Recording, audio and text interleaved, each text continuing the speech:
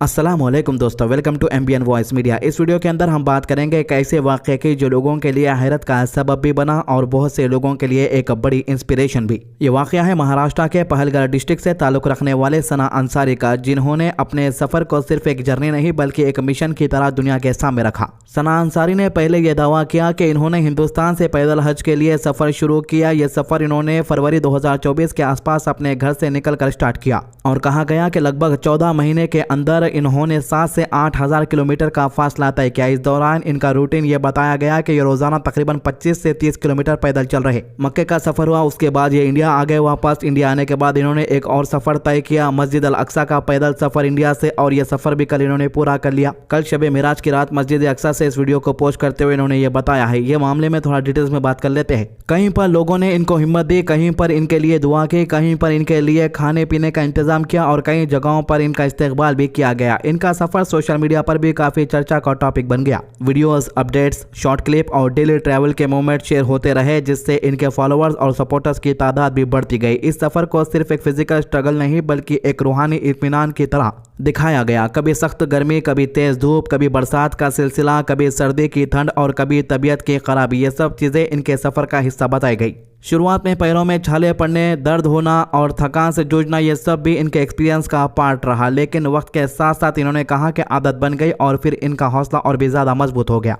फिर आगे ये बात सामने आई कि ये दुबई के रास्ते से होते हुए आखिरकार अप्रैल 2025 के करीब मक्का मुकरमा और मदीना मुनव्वरा तक पहुंच गई थी। ये भी बताया गया कि इनके हस्बैंड ने सफ़र में इनका साथ दिया। लेकिन वक्त के साथ साथ इस वाक़े में एक नया अपडेट भी सामने आया, जिसमें यह कहा गया कि सना अंसारी ने सिर्फ हिंदुस्तान से पैदल मक्का का सफ़र नहीं किया बल्कि इसके बाद हिंदुस्तान से पैदल मस्जिद अक्सा सफ़र भी कंप्लीट कर लिए। अब यहीं से इस वाक़े का दूसरा पहलू ज़्यादा तेज़ हो गया, क्योंकि इतनी ज़्यादा बात फैली, इतने ही ज़्यादा सवालात भी उठने लगे। सोशल मीडिया पर लोगों ने पूछना स्टार्ट कर दिया कि वाकई ये सफ़र प्योर पैदल था, क्या हर रूट पर चलकर ट्रैवल किया गया, क्या जो अपडेट और वीडियोस दिखाए गए वो पूरे सफ़र की तस्वीर थी या सिर्फ सेलेक्टेड मोमेंट्स। कुछ लोगों का कहना है कि सफ़र के दौरान सना अंसारी ने प्रमोशन और ब्रांड टाइप कंटेंट भी किया, मतलब ऐसे वीडियोस भी नजर आए जहां इनका सफ़र सिर्फ रूहानी या स्ट्रगल वाली साइड से नहीं बल्कि एक पब्लिक कैंपेन की तरह भी दिख रहा था। इस पर भी लोगों के ओपिनियन डिवाइडेड रहे। कुछ ने कहा कि अगर कोई अपनी जर्नी डॉक्यूमेंट कर रहा है तो इसमें कोई बुराई नहीं, लेकिन कुछ लोगों ने इस चीज़ को ओवर पब्लिसिटी या मार्केटिंग स्टाइल कहकर क्रिटिसाइज किया।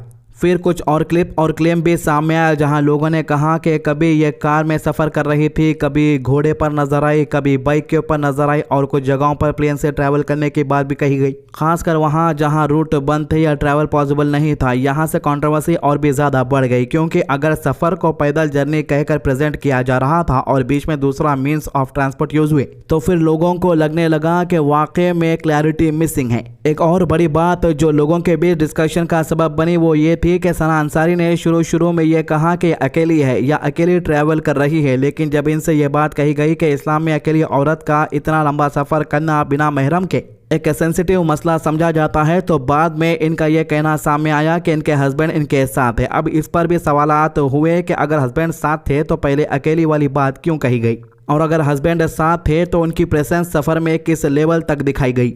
लोगों का कहना यह भी रहा कि अब तक सना अंसारी ने अपने ऊपर उठने वाले एक भी सवाल का सही प्रॉपरली जवाब नहीं दिया, यानी ना तो इन्होंने डिटेल में एक्सप्लेन किया कि किसी जगह पर पैदल सफ़र पॉसिबल नहीं था और वहां पर क्या अरेंजमेंट हुआ, ना ही इन्होंने ओपनली क्लैरिफाई किया कि इनका कंप्लीट वॉक क्लेम किस सेंस में था। इस वजह से कई लोगों को लगता है कि इनकी स्टोरी में गैप्स है और कुछ चीज़ें लोगों के सामने क्लियर नहीं की गई। फिर यहाँ से ओपिनियंस और ज़्यादा स्ट्रांग हो गए। कुछ लोगों का मानना है कि यह काम गलत है और आज के ज़माने में इस तरह का सफ़र एक औरत को इस तरह पब्लिक मैनर में नहीं करना चाहिए, खासकर जब इसको सोशल मीडिया पर इतना हाईलाइट किया जा रहा हो। कुछ लोगों ने इसको फितना और शो ऑफ का एंगल भी दिया और कुछ लोगों ने यह भी कहा कि इबादत और रूहानियत को एक ट्रेंड या कंटेंट बनाना से उसकी रूह कमज़ोर हो जाती है। वहीं दूसरी तरफ कुछ लोग अब ये भी कहते हैं कि अगर किसी का मकसद रूहानी हो और उनकी अपनी हिम्मत से कुछ बड़ा कर दिखाया हो तो लोगों को इतनी नेगेटिविटी नहीं फैलानी चाहिए। इनका कहना है कि हर सफ़र में मुश्किलात होती है और हर जर्नी में कुछ ना कुछ प्रैक्टिकल लिमिटेशन भी होती है। कभी सेफ्टी रीजंस, कभी बॉर्डर रेस्ट्रिक्शंस, कभी रूट क्लोजर और कभी हेल्थ इश्यूज़ की वजह से अल्टरनेट ऑप्शन लेने पड़ते हैं। ऐसे में सफ़र की नीयत और स्ट्रगल को कम्प्लीटली रिजेक्ट कर देना भी इंसाफ नहीं। इनके वाक़े में एक इमोशनल एंगल ये भी रहा कि सना अंसारी ने कहा कि ये दुनिया में अमन, पीस और दुआ की नीयत से भी चल रही थी। यानी इनका सफ़र अपने लिए नहीं बल्कि उम्मत और दुनिया के लिए भी एक मैसेज था। इन्होंने ये भी कहा कि सफ़र के दौरान कई दफ़ा इनको लगा कि शायद ये फ़ैसला गलत था, शायद ये बहुत मुश्किल है, शायद अब वापस चले जाना चाहिए, लेकिन फिर भी इनका हौसला नहीं टूटा। और जब इनका हज कंप्लीट हो गया तो ये बात भी सामने आई कि हिंदुस्तान वापस आने वाली है और यहाँ इनका एक बड़ा वेलकम होगा। इन्होंने ये भी कहा कि जो लोग इनको सपोर्ट करते हैं वो इनकी दुआओं में है और जो लोग इनको क्रिटिसाइज़ करते हैं वो भी इनकी दुआओं में है। यानी इनका मैसेज ये भी था कि मैं सबके लिए खैर और भलाई की दुआ करती हूँ, चाहे वो मेरे साथ हो या मेरे खिलाफ। अब इस पूरे वाक़े का नतीजा ये बन गया है कि सना अंसारी का सफ़र एक तरफ एक इंस्पिरेशन के तौर पर देखा जा रहा है और दूसरी तरफ एक कंट्रोवर्सी के तौर पर भी। कुछ लोगों के लिए ये एक बड़ी रूहानी जर्नी है और कुछ लोगों के लिए एक ऐसा केस जहां क्लेम और रियलिटी को कंपेयर करना ज़रूरी है।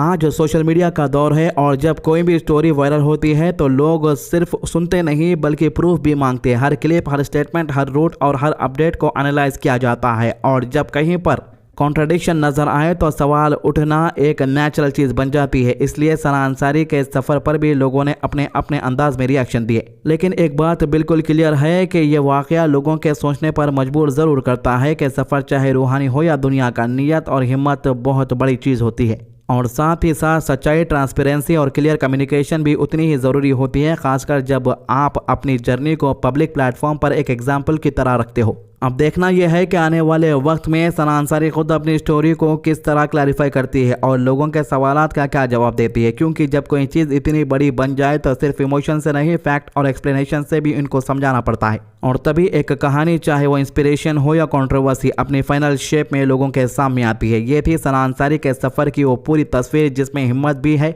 रूहानियत भी, सपोर्ट भी है और सवालात भी है। अब आप इस पर क्या सोचते हैं, ये आपका अपना नज़रिया है। अगर इस्लाम के नज़रिए से देखा जाए तो इस्लाम में औरत के सफ़र के बारे में बुनियादी उसूल ये है कि लंबी मुसाफत का सफ़र महरम के बगैर पसंदीदा नहीं बल्कि अक्सर फुक़हा के नज़दीक जायज़ नहीं। इस मसले की बुनियाद नबी करीम सल्लल्लाहु अलैहि वसल्लम की वो हदीस है जिसमें सफ़र के हवाले से औरत को महरम के साथ रहने की हिदायत दी गई है। सही अल बुखारी में रिवायत आती है कि रसूलुल्लाह सल्लल्लाहु अलैहि वसल्लम ने फरमाया, कोई औरत महरम के बगैर सफ़र ना करे। सही अल बुखारी हदीस 1862। इसी तरह सही मुस्लिम में भी ये मजमून मौजूद है कि औरत एक दिन और एक रात का सफ़र भी महरम के बगैर ना करे। सही मुस्लिम हदीस 1339।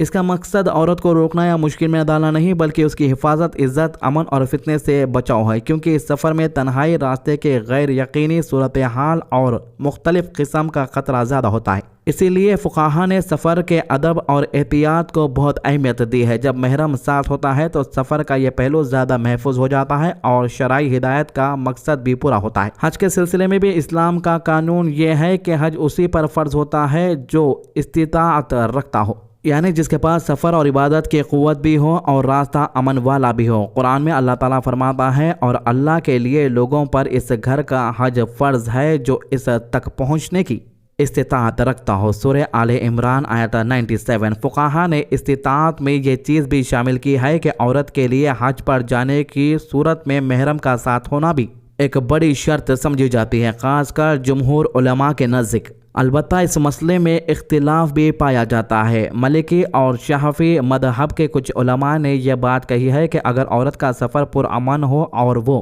भरोसेमंद औरतें या ट्रस्टेड ग्रुप के साथ हो तो फ़र्ज़ हज के लिए जा सकती है। ये राय सिक्योरिटी और सेफ कंपनी की बुनियाद पर दी गई है।